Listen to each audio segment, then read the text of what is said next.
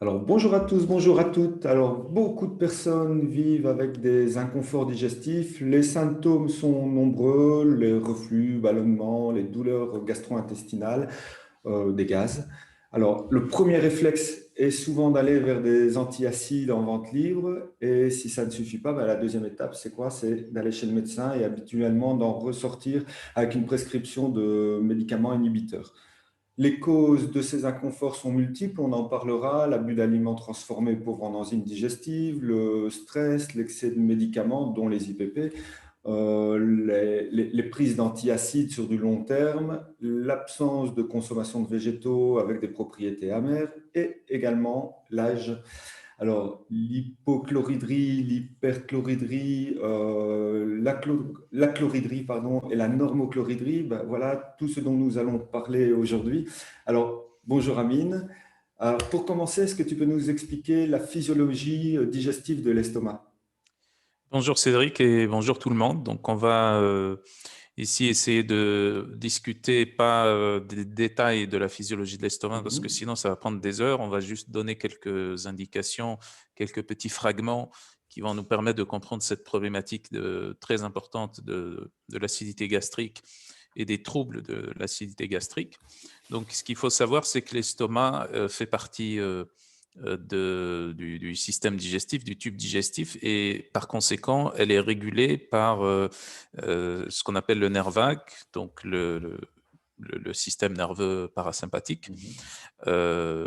d'un point de vue nerveux. Et puis, on a aussi tout un tas, un ensemble de régulations endocrines également, puisque l'estomac en elle-même et plus généralement le tube digestif en général est aussi une sorte de glande endocrine qui va synthétiser tout un tas d'hormones en réalité, soit des neurohormones telles que les neurohormones de l'appétit par exemple, et l'estomac dans ce sens-là synthétise notamment la gréline, l'hormone de la faim, mais aussi des hormones tout simplement qui régulent le fonctionnement du tube digestif, comme par exemple la gastrine, la somatostatine, euh, l'histamine également, l'histamine. Euh, donc l'histamine qui a un effet stimulant sur la production des enzymes digestives. Donc il y a tout un tas de régulations. Les régulations sont extrêmement complexes. Elles sont pour l'instant assez mal connues, bien qu'on a des indications qui permettent de comprendre certaines choses sur ces régulations neuro-endocrines, parce qu'il s'agit ici de régulation neuro-endocrine.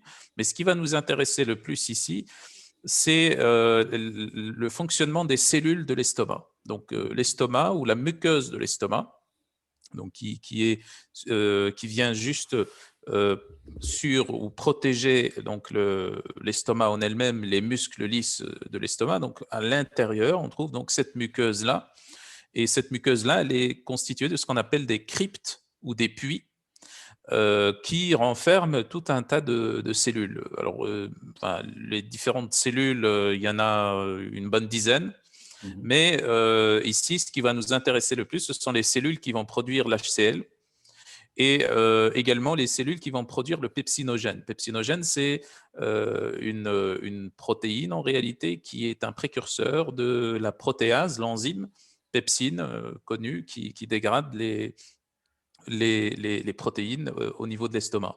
Donc, ceux-là sont les cellules qui vont nous intéresser le plus. Donc, on a donc, entre autres donc, les cellules pariétales. Ce sont ces cellules-là qu'on appelle les cellules pariétales qui vont synthétiser l'HCl, mais également accessoirement le facteur intrinsèque. Le facteur intrinsèque, c'est la molécule qui va se lier plus tard dans le duodénum à la vitamine B12 pour améliorer son absorption dans les parties plus basses de l'intestin grêle. Ça permet aussi de synthétiser, ou ça synthétise aussi la transcobalamine 3. Transcobalamine 3, c'est une autre molécule qui est assez peu connue, qui est synthétisée à partir donc de ces cellules pariétales et qui permet aussi de se lier au niveau de l'estomac même à la B12 pour la protéger, à la cobalamine pour la protéger. Donc, on pense très souvent que le facteur intrinsèque se lie à la B12 dans l'estomac. C'est complètement faux. Le pH très bas au niveau de l'estomac ne permet pas cette liaison. Par contre, on a une autre molécule qui est la transcobalamine 3 qui se lie à la B12 dans l'estomac et qui ensuite, dans le duodénum, dans la première partie du duodénum, lorsque le pH augmente, à ce moment-là, il va y avoir des liaisons de, de, de la B12 et de la transcobalamine 3 et il va y avoir ensuite liaison avec le facteur intrinsèque. Donc ça, c'est les cellules pariétales. Et on a également les cellules principales. Donc, on les appelle comme ça, cellules principales. Ce sont des cellules qui vont synthétiser le pepsinogène. Et donc, la combinaison de l'activité des cellules pariétales et des cellules principales va donner la pepsine, puisque les cellules pariétales apportent l'HCl, donc ce qui va faire baisser drastiquement le pH intragastrique. Et puis, les cellules principales vont donner le pepsinogène qui va se convertir au cours donc, au cours de cette baisse du pH par l'HCl en pepsine. Donc, ensuite, on a d'autres cellules, d'autres types de cellules, comme j'ai dit tout à l'heure, on a tout un tas d'hormones digestives, comme la gastrine, par exemple, synthétisée par un autre type de cellules qu'on appelle les cellules G, hein, G pour gastrine, la somatostatine, par exemple, avec les cellules D. Qu'est-ce qu'on a d'autre? On a aussi des cellules entéro-endocrines également, des cellules à mucus. Les cellules à mucus sont des cellules qui, comme leur nom l'indique, vont synthétiser le mucus. Le mucus, c'est un ensemble en fait de glycanes, donc un ensemble de molécules. C'est du mucus en fait qui va protéger la muqueuse de l'estomac. Donc, il la protège contre quoi? Contre l'acidité notamment, contre les germes pathogènes qu'on va avaler avec les aliments, donc avoir de l'extérieur, etc. Et en parlant de germes, on a aussi un microbiote au niveau de l'estomac, bien sûr. C'est en quantité infinitésimale puisque son niveau est régulé à la baisse par l'HCl, par la quantité d'HCl produite régulièrement dans l'estomac, mais on a quand même un certain microbiote qui est déséquilibré lorsque on a une baisse de la quantité d'HCl. On a d'autres cellules aussi, les cellules qu'on appelle les ECL, les cellules ECL qui vont synthétiser l'histamine, extrêmement importante puisque s'il n'y a pas suffisamment d'histamine, on n'a pas suffisamment de pepsinogène et d'HCl. Donc, il n'y a pas de digestion en réalité. Donc, sans histamine, il n'y a pas de digestion. Et donc, ces cellules-là sont extrêmement importantes aussi dans la régulation, qui sont également à leur tour régulés par le nerf vague, par l'activité du nerf vague. On a aussi les cellules foveolaires qui vont synthétiser les bicarbonates. Les bicarbonates vont protéger la muqueuse de l'estomac contre l'HCl. Donc, les bicarbonates sont des alcalinisants, donc ils agissent comme tampons. Et ce qui n'est pas bien connu aussi, c'est qu'une partie de ces bicarbonates va être larguée dans le sang. Au cours d'un repas, on a une production d'HCl dans l'estomac et une production de bicarbonate dont une partie reste dans l'estomac et une autre partie va dans le sang. Pourquoi? Pour réguler aussi le pH sanguin. On sait très bien que le pH sanguin est extrêmement régulé. Et donc ces bicarbonates-là, je rappelle que la plus grande partie des bicarbonates est synthétisée par les reins. Donc c'est l'un des systèmes tampons bien connu, et une autre partie des bicarbonates, notamment au cours des phases prandiales, est synthétisée et larguée dans le sang par l'estomac, et donc par ces fameuses cellules foveolaires. Et donc, pourquoi je parle ici de bicarbonate? Parce qu'en fait, l'activité de ces cellules foveolaires est directement liée à l'activité des cellules pariétales. Quand on a un déficit de l'activité des cellules pariétales, donc un déficit d'HCl, on a forcément directement un déficit au niveau des cellules foveolaires. Donc, c'est quelque chose de très important à prendre en considération aussi. Donc, comme j'ai dit, ces bicarbonates sont largués dans le sang en partie pour pouvoir compenser l'acidification qu'il va y avoir après l'absorption des nutriments.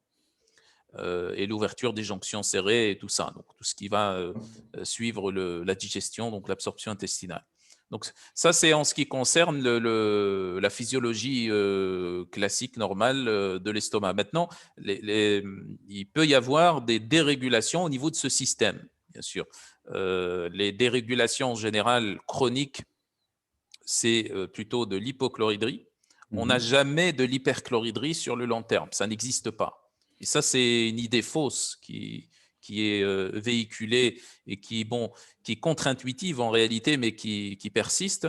C'est de penser qu'il y aurait des gens qui auraient des hyperchloridries et d'autres qui auraient des hypochloridries. C'est complètement faux. On a toujours des hypochloridries quand on a des troubles de l'acidité gastrique, sauf que à un moment donné, il va y avoir des surcompensations au niveau de la production de l'HCl. C'est-à-dire, en gros, le fond du problème, c'est l'hypochloridrie. C'est une baisse de la production d'HCl, tout simplement, comme je l'ai déjà expliqué, par une baisse de l'activité des cellules pariétales. Mais à un moment donné, il va y avoir des inflammations de ces cellules pariétales et il va y avoir donc une compensation à la hausse dans la production de l'HCl. Mais cette compensation à la hausse, cette hyperchloridrie, ne persiste jamais sur le long terme. C'est en général quelques jours, un maximum quelques semaines, et ça baisse. Et donc là, on pourrait penser à la manière dont on pourrait utiliser les IPP notamment. Donc, qui sont surutilisés, qui sont utilisés sur le long terme, ça c'est complètement faux. Alors, justement, tu nous parles de l'HCl, hein, qui est une base là-dedans. Il y a beaucoup de problématiques avec cet HCl chez certaines personnes. Alors, est-ce que tu peux nous expliquer les causes? Oui. Alors, tout d'abord, l'HCl, c'est extrêmement important. Ici, j'ai parlé uniquement de l'HCl comme, on va dire, un facteur favorisant la conversion du pepsinogène en pepsine, sauf qu'il a d'autres rôles aussi. Indirectement, il favorise la synthèse des bicarbonates, donc, comme j'ai déjà expliqué, mais aussi, il a aussi une action de digestion partielle sur les glucides. Il a une action de digestion partielle sur les glucides. Donc l'HCl lui-même, hein, ce n'est pas un facteur enzymatique, on va dire, qui va intervenir ici. C'est juste, vous prenez de l'amidon, vous le mettez dans de l'acide, il se dissout, il se dégrade. Donc c'est le même principe au niveau de l'estomac. Ce n'est pas une digestion complète, ce n'est pas suffisant, mais ça permet d'aider à la dégradation des glucides. Donc aussi, autre chose aussi, ça permet d'empêcher la prolifération microbienne au niveau de l'estomac, que ce soit les microbes qui pourraient être pathogènes au-dessus d'une certaine charge qu'on retrouve au niveau de l'estomac. Je pense par exemple à H. pylori, Helicobacter pylori, ou alors même des microbes qu'on va avaler avec les aliments. Aussi, l'HCl a aussi un effet très intéressant sur l'absorption de la vitamine B12, sur donc la production de la transcobalamine 3 et du facteur intrinsèque. Donc, moins d'HCl, moins de liaison de la cobalamine à la transcobalamine 3 et moins de fabrication du facteur intrinsèque. Donc, ce sont des rôles extrêmement importants de l'HCl. Ce n'est pas uniquement par rapport à la digestion. Et donc, il y a ici plusieurs causes de ces troubles de l'acidité gastrique, notamment donc ce que tu avais cité au début, tu avais parlé notamment du stress. Il y a aussi la dysbiose également, et pas la dysbiose de l'estomac uniquement, mais la dysbiose intestinale, puisque au niveau de l'intestin, on a à peu près 95%, si on prend intestin grêle et gros intestin, on a 95% du microbiote, donc de la charge microbienne qui constitue tous les microbiotes, on la retrouve dans les intestins à 95%. Donc ça agit en fait comme une sorte de centre de gravité qui influence les autres communautés microbiennes ailleurs dans l'organisme, et notamment au niveau de l'estomac, au niveau de la cavité buccale aussi, au niveau de la plupart des autres muqueuses. Et donc si on a des dysbioses au niveau intestinal, ça conduit également à des dysbioses au niveau de l'estomac. Et ces dysbioses-là, la plus connue, c'est dysbiose à H. pylori, mais donc ces dysbioses-là vont produire des inflammations au niveau de la muqueuse. Donc, inflammation au niveau de la muqueuse, comme on l'avait déjà expliqué, donc perturbation du fonctionnement des cellules de la muqueuse de l'estomac, et donc perturbation aussi de la production de l'HCl, puisque ces cellules, en fait, que j'avais citées, cellules pariétales principales, etc., foveolaires, etc., ce sont des cellules qui sont liées en réalité. C'est des cellules qui interagissent entre elles parce qu'elles sont régulées par les mêmes régulateurs en réalité, par un système neuro-endocrinien extrêmement complexe. Donc, en plus de ça, on a donc, donc tout type de gastrite. Donc, les gastrites, bien sûr, peuvent être dues à une dysbiose, à plein d'autres choses aussi, à l'utilisation aussi des IPP, de médicaments aussi, des antibiotiques également, certaines drogues comme le cannabis par exemple, une mauvaise alimentation. Donc en général, c'est, on va dire, le facteur le plus important avec le stress. C'est une alimentation de mauvaise qualité avec une prise importante de café par exemple, de sucre raffiné, d'alcool, une mauvaise mastication aussi, que ce soit par habitude ou parce que la cavité bucco-dentaire est atteinte, soit avec des caries ou avec des problèmes dentaires ou un manque de certaines dents, etc. Donc, ce qui fait une mauvaise mastication ou, comme j'ai dit, par mauvaise habitude, tout simplement.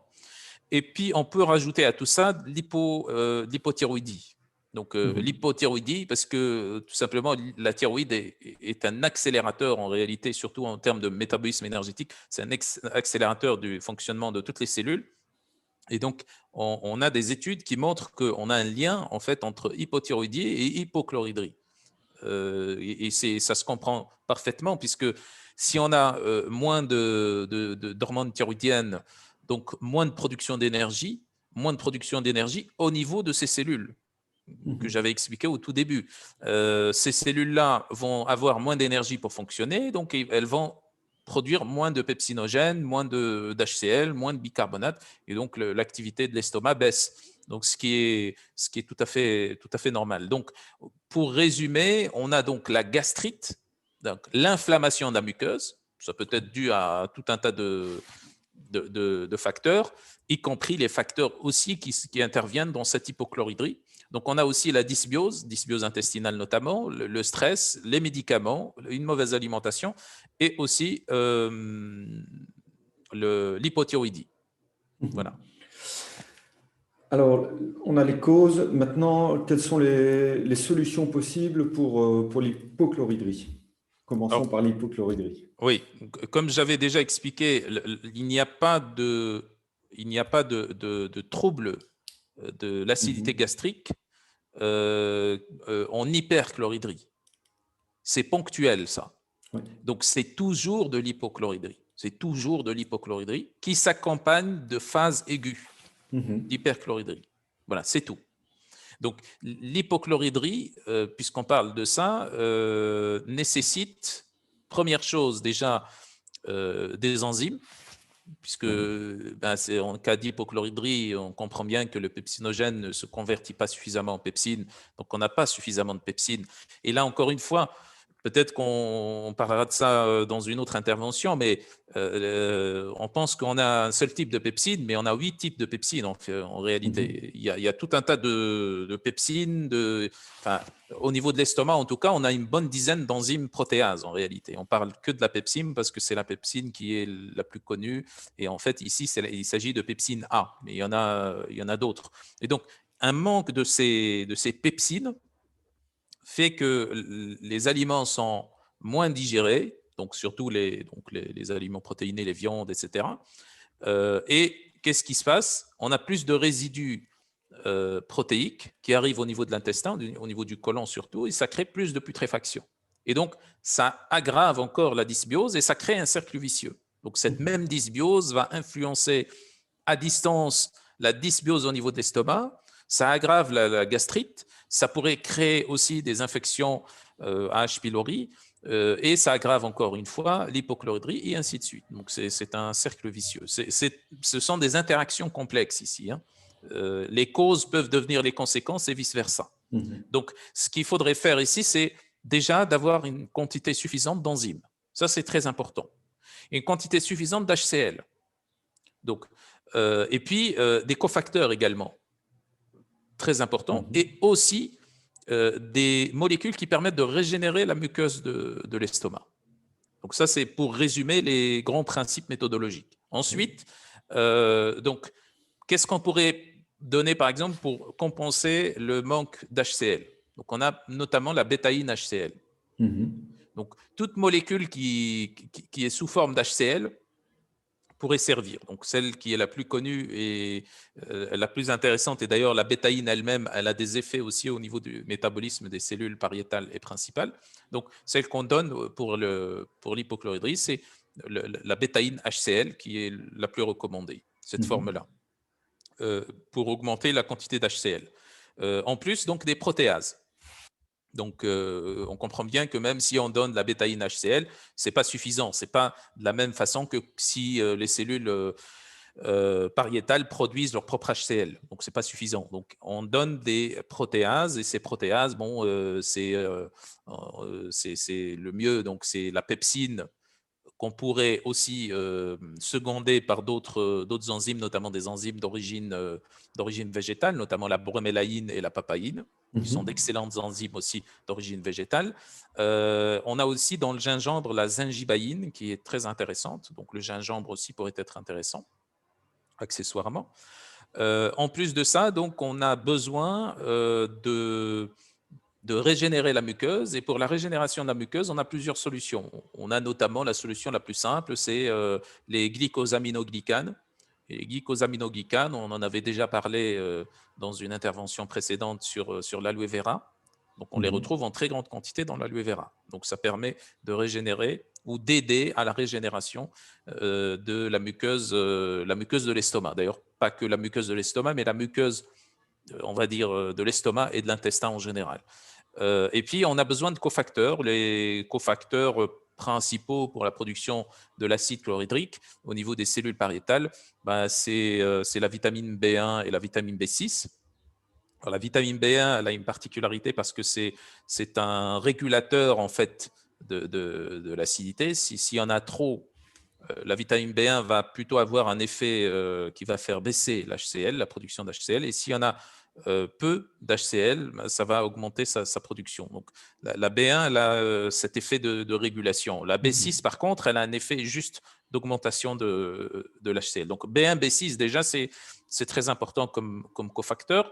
L'iode est intéressant parce que il aide en fait à produire plus de mucus. Donc, Mhm. surtout le mucus de l'estomac a cette capacité-là, et on en avait aussi parlé dans une intervention précédente sur l'iode, il a cette capacité d'absorber l'iode.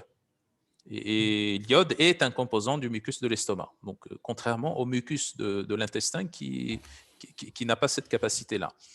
Et puis, on avait parlé au début aussi de la vitamine B12 et de son absorption, mais ça, par rapport à la vitamine B12, ça n'a pas d'effet direct sur le fonctionnement, on va dire, des cellules de la muqueuse de l'estomac. Mais il faudrait surveiller quand même le taux de vitamine B12 chez les patients qui souffrent Mhm. d'hypochlorhydrie parce que, ben, comme on a dit, manque de transcobalamine 3, manque de facteurs intrinsèques, ce qui fait que ça pourrait produire un déficit en vitamine B12. Mais ça, il faudrait le voir chez les patients qui ont une hypochlorhydrie qui date depuis longtemps, parce que les stocks de vitamine B12 sont très importants et permettent de Ouais. tenir jusqu'à 1 an, voire plus. Mhm. Alors, les causes de l'hypochloridrie, on l'a bien compris, ou en tout cas tu l'as bien dit, l'hyperchloridrie ne se fait que par phase. Malgré tout, quand je suis dans une phase d'hyperchloridrie, est-ce qu'il y a des solutions? Oui, alors classiquement, anciennement, ce qu'on utilisait, c'est le jus de pomme de terre ou le jus de chou. Mhm. C'est des remèdes de grand-mère. Et c'est très intéressant parce que si on prend par exemple le jus de chou, ou le chou tout simplement, le jus de chou étant concentré en une molécule qui est une forme en fait méthylée de la méthionine, c'est la méthylméthionine sulfonium, ce qu'on appelle classiquement la vitamine U. Et la vitamine U a cet effet tampon sur l'HCl, sur l'acidité tout simplement. Donc, la vitamine U est très intéressante. Donc, on la retrouve, comme j'ai dit, dans le chou surtout, au niveau de la pomme de terre aussi, mais en moindre quantité. Également de la cystéine. Donc, en fait, tout ce qui est soufré est intéressant. Donc, la méthionine est un acide aminé soufré. la vitamine U, et c'est de la méthionine plus du soufre. Donc méthionine, sulfonium. Donc la cystéine est aussi un acide aminé soufré. Donc tout ce qui est soufré est intéressant pour tamponner l'acidité.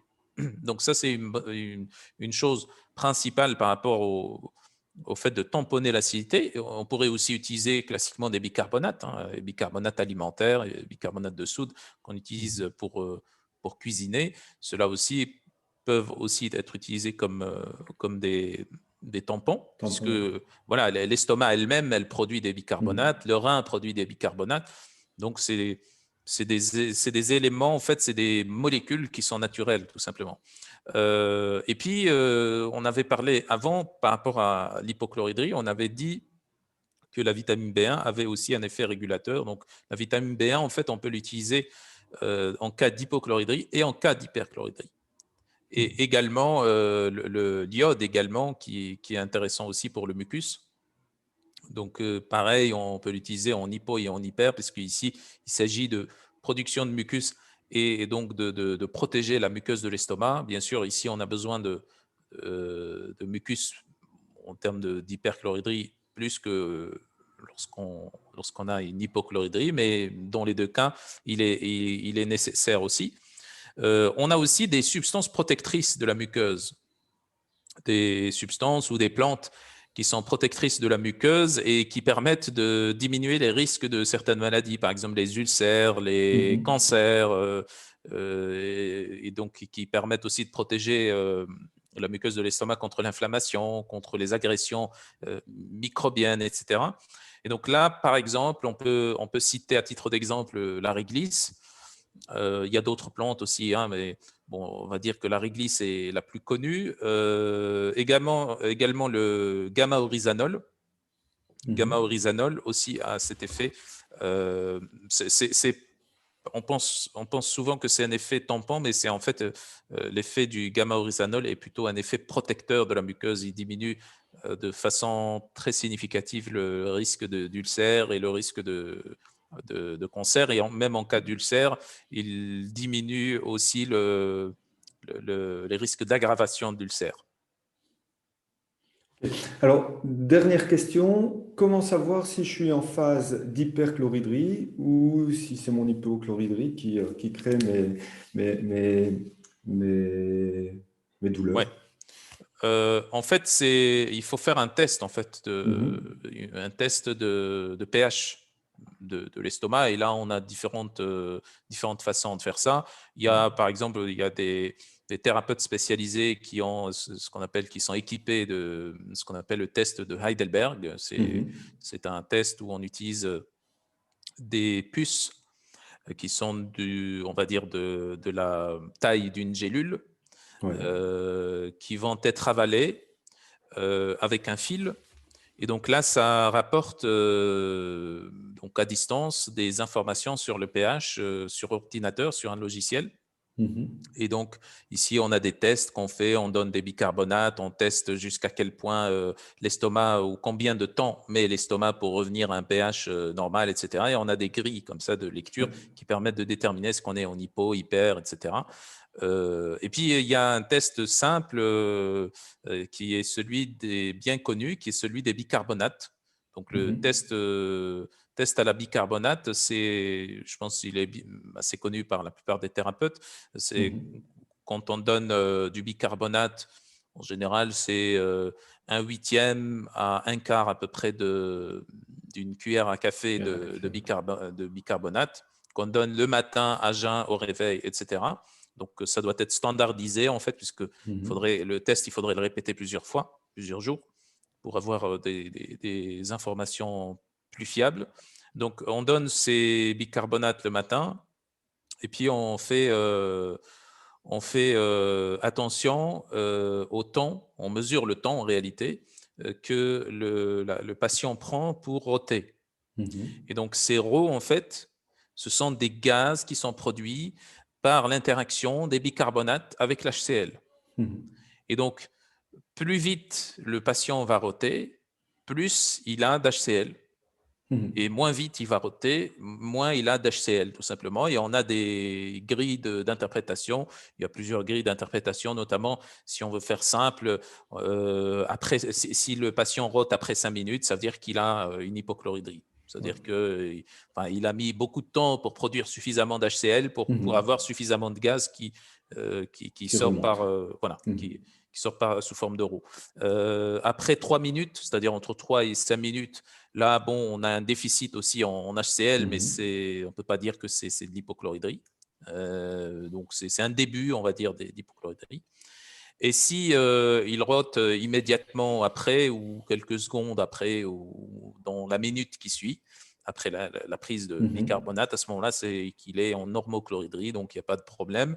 Sinon, s'il rote plusieurs fois juste après, immédiatement après la prise de bicarbonate, à ce moment-là, on pourrait dire qu'il est en hyperchloridrie. Encore une fois, ce n'est Mhm. pas un test qui est à 100% fiable, mais ça permet de s'orienter quand même. Ça donne une indication. Voilà, ça donne une indication et ça permet de savoir est-ce qu'on est en hypo, hyper, etc. Mhm. Et ta question, elle est très intéressante parce que très souvent, on peut confondre une gastrite aiguë, avec, donc on peut la confondre avec une hyperchloridrie. Parce qu'on Mhm. se dit, OK, là, on a mal, on a de l'inflammation, etc. Donc, c'est forcément dû à un excès de production d'HCl. Or, ici, il faudrait prendre en considération plusieurs variables. Donc, il y a la variable de l'HCl, donc l'acidité, qui pourrait donc être élevée et donc qui pourrait produire ces crises de gastrite. Mais également, l'autre variable, c'est la sensibilité de la muqueuse, puisque là, on produit moins de mucus. Et donc, la muqueuse est déjà agressée, elle est déjà Mhm. inflammée, elle est très sensible.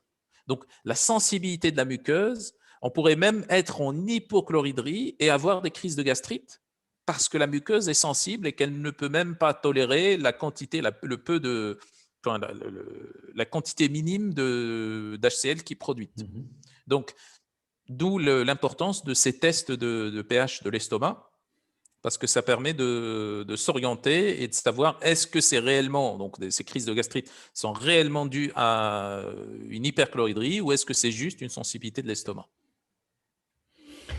D'accord. Eh bien, merci beaucoup pour toutes ces explications. N'hésitez pas à vous abonner sur la page YouTube Cédric Lapo Nutrilogix ou sur Facebook sur Nutrition et Science. Comme ça, vous ne ratez aucune vidéo. Amine, merci beaucoup et je dis à la semaine prochaine. Merci à toi. Au revoir. Merci. Au revoir.